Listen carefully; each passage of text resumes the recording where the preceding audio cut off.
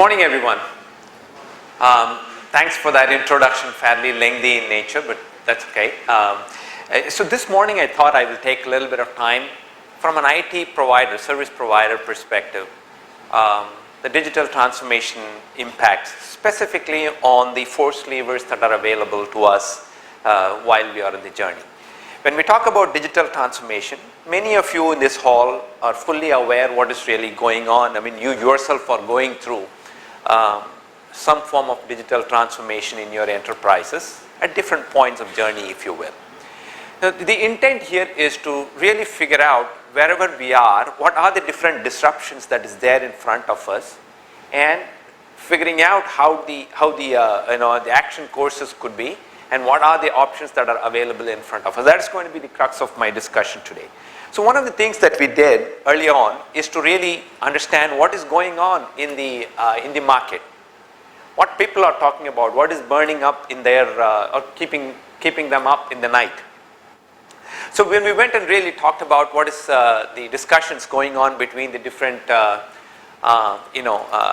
key personnel of financial institutions and banks, what we figured is the digital transformation as well as regulatory compliance still dominate the discussion, right? That's there on top of their mind. But also it is very important when compared to the last year, the customer focus centric discussions are beginning to get a prominent attention. But in terms of strategic areas, as strategic imperatives like cloud, AI, cognitive computing, blockchain and so on, there has been a fair bit of shift. You will see that security and mobile platforms beginning to get prominence, a lot more interest among the CIOs and IT heads of financial institutions. Blockchain, as it was known earlier, meaning as of last year, or this year rather, beginning to reduce in terms of the attention that it was getting earlier. So I think there is the industry is giving its time to really make it mature before we roll this out to mainstream. So with that as a backdrop, I just thought I will just talk about the disruptions that we are facing today, and many of this should be familiar to you fairly easily, straightforward. Two things that kind of stands out, right? The first one is, of course, the shareholder demands, right? And this is interesting because among many other disruptions that we see, this is a specific one which, it's a here and now kind of a statistic that is making us all worry. The return on equity that we have seen in the market, specifically for financial institutions, is varying anywhere from 8 to 10%. And according to pundits, it's fairly low when compared to every other industry that you can think of. Now, more important fact to notice is that there is going to be an additional 4% drop to this ROE by 2025 because of digital threats. So this is a clear focus area or disruption trend that we are anticipating or seeing in the market.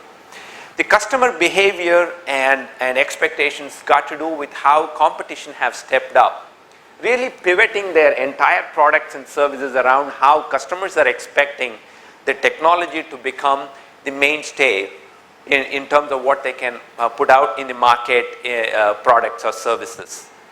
The digital threat or the competition is about how we witnessed the different new age companies, the startups, or even the incumbents really wanting to adopt new technologies to really differentiate themselves from the competition. This includes some of the new products associated with, based on cloud, AI, and other technologies.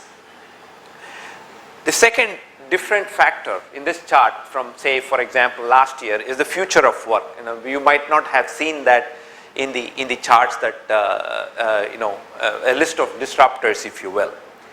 What I mean by that is, for an organization to go through transformation, one of the key part that they would need is the skills that is available in the organization. So do you know, for example, only 38% of the workforce that we have today has the necessary wherewithals to really go through the transformation. With technology on one side, you also need to have the right kind of skills, right kind of people to make sure the transformation is successful and really derive the benefits of what it promises. So that's becoming another big disruption. In terms of regulatory compliance, it's actually a double whammy. There is a complexity, and that complexity factor derived by the regulatory agencies increasing number of scrutiny as well as the regulations that is being imposed.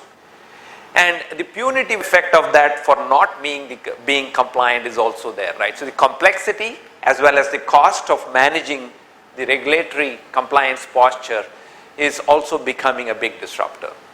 And security has always been an afterthought. Now it is becoming the front burner, an arterial component of pretty much all of the digital transformation anybody is taking care of. So underneath all of these things is the data part, right? So it is essentially the holy grail of every organization, right? Every organization thinks, oh, I'm going to monetize data, I'm going to unleash the value of data. The fact of the matter is there is a methodical way of really taking that data and transforming them so that it becomes useful. So it turns into insight and being consumed by the necessary application. And that requires a very strong foundation with respect to how you create the platform and then apply the AI principles on top of it to make it consumable. So while a lot of companies, including the ones that are born on the cloud, beginning to really realize the value of data, the ability to process them and really make it consumable is continuing to evolve over a period of time. With all these things, what we are seeing is the consequences of these disruptions or not complying to these disruptions that is facing us is really into, I bucket them into three categories. First one is that of customer impacts.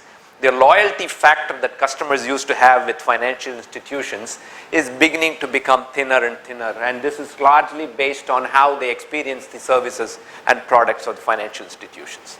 If there is yet another bank that is offering better services and products, then my tendency to go to them is far more now than the yesteryears.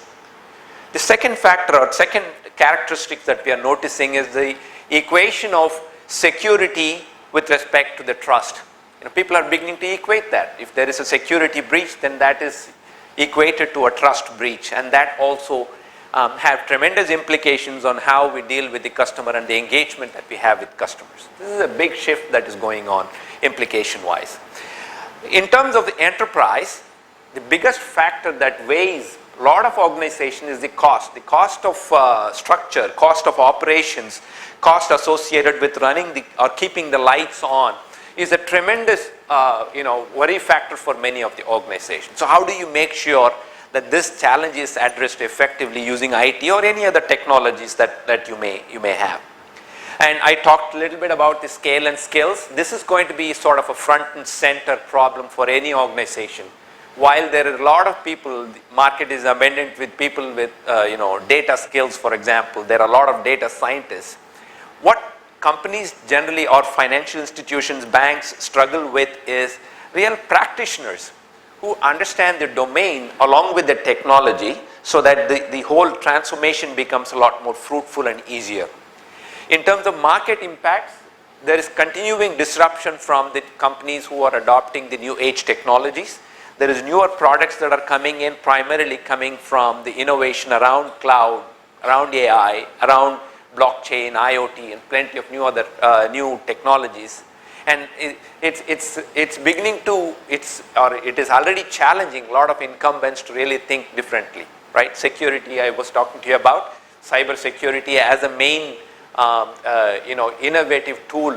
It's no longer a luxury for people to ignore. It is becoming sort of an arterial component of the transformation. So I understand the disruptions. I understand the implications of those disruptions. How do I stay ahead? To really turn the entire transformation story into kind of, I would say, three pivots, right? One is customer centricity. And this is not new, right? We've always been focused on it.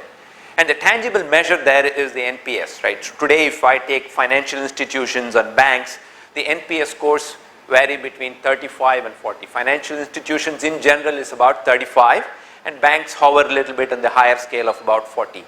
Still, NPS score on an absolute scale is far less for financial institutions when compared to the other sectors. So really start thinking about customer journeys, customer implications of what we offer as products and services is going to be the first pivot, right? And that has a lot of implications on how we personalize our services to the customers, customer 360, the know your customers that was talked about by Mr. Ramachandran earlier. All of this come under this particular category. So consistency in service quality, and of course the cost control of everything that we do, cost per transaction, is the customer centricity characteristics that we should pivot on.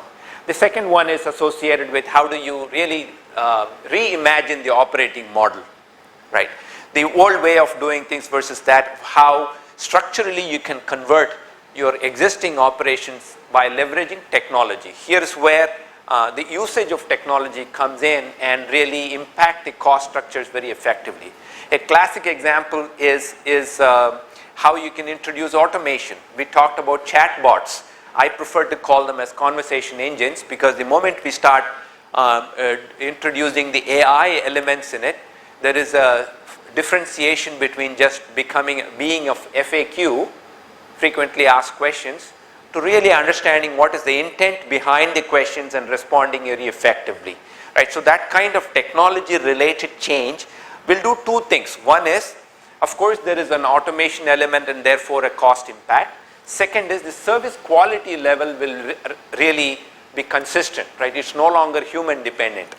The third effect, I was talking with some of the colleagues, and it is very evident and we often ignore, is that the knowledge corpus stays within the company.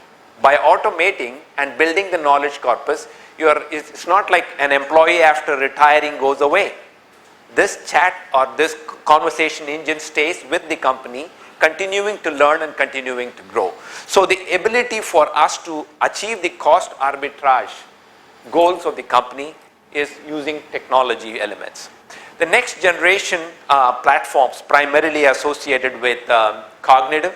We talked about AI and data being a key element of this transformation. Cyber security, as well as how do you make sure those cyber security related changes improves the risk posture of the company. So all of that will become the pivots for transformation in this new era, right? So let's talk a little bit about the IT portion of it, right? If I take an application or an IT silo, you will find that transformation is happening from a monolith to modular, and Mr. Puri talked about that a little bit in his talk. The ability for us to reimagine the existing processes, the complexities with that into a much more of a modular infrastructure, modular applications, which allows us, or which gives the companies the flexibility to compose services and products much more in an agile manner, and therefore go to market becomes faster, fairly evident, right? This is where you start adopting a cloud native principles of how you do deploy, build and run the applications.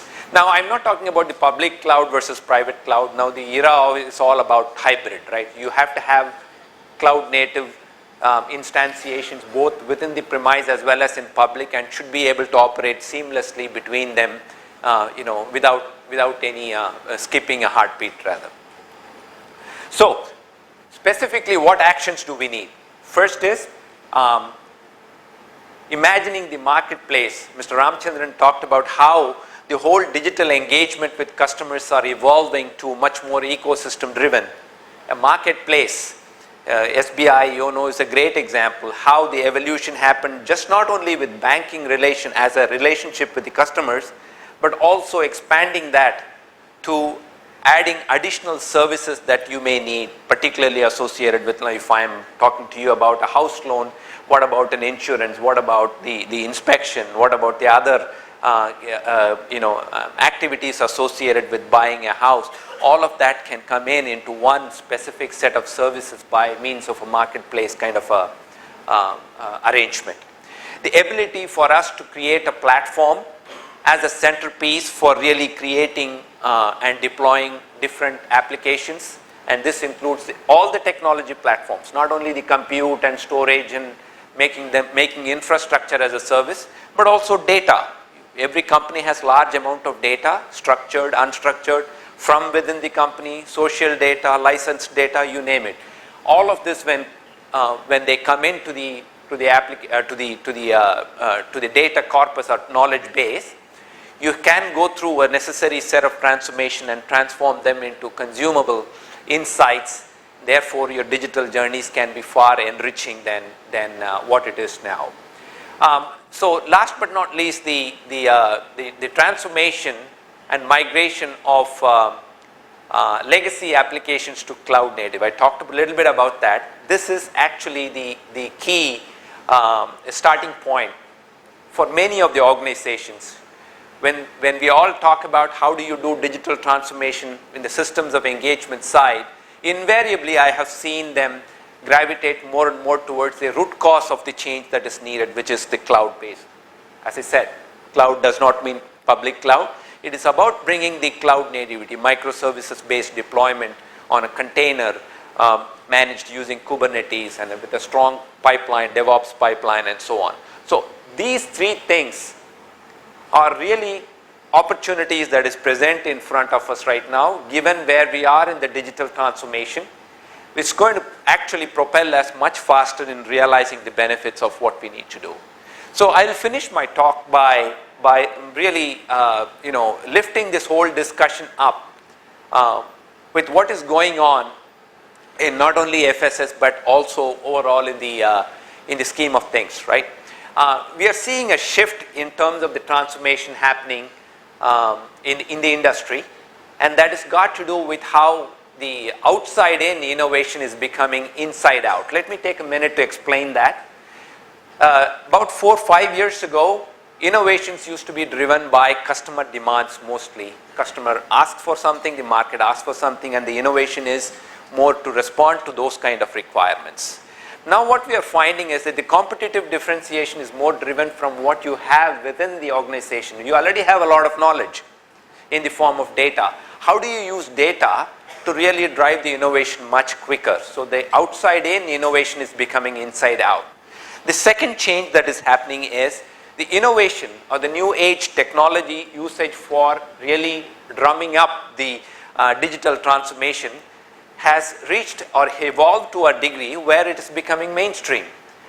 Conversation engines or back office processing of insurance claims and many other examples that was given earlier are a classic representation of how AI projects or blockchain projects or IoT projects, which used to be in the POC stage last year, has now moved on to mainstream production.